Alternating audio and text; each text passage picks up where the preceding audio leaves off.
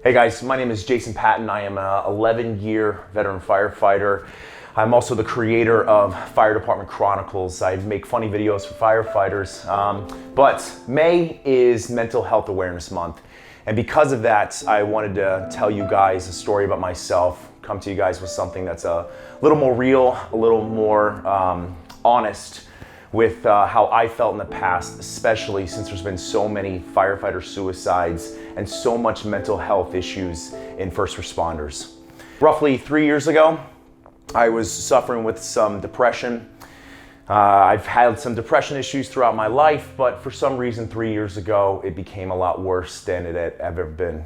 I'm normally able to deflect it or kind of laugh it off with some friends, but for some reason, this particular scenario was a lot worse than I had ever dealt with. I had my first thought of suicide when I was a little bit younger, thought about it a little bit, but it kind of went away. And then in the time where it got the worst, 3 years ago, I had a small thought of suicide. It was, maybe suicide would make it better.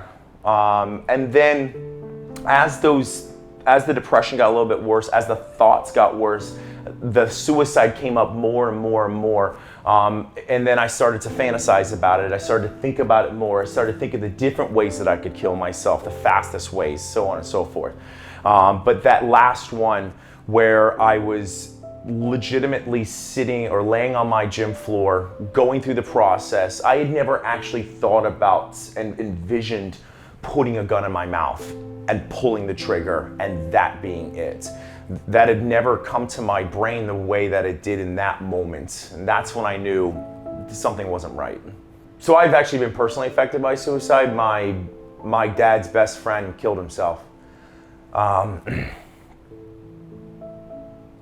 It was rough because his kids were really young at the time, and I have a 3-year-old daughter.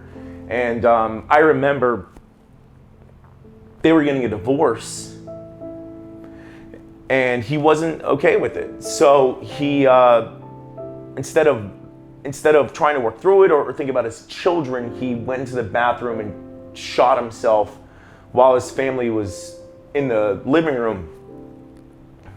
And I know what that feels like. I know what it feels like to want to do that because you're just tired of it. You don't want to deal with the process anymore.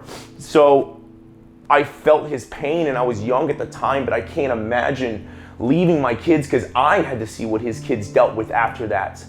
His kids had to grow up without a father. In fact, his one child didn't even realize that he killed himself until he was 10 years older.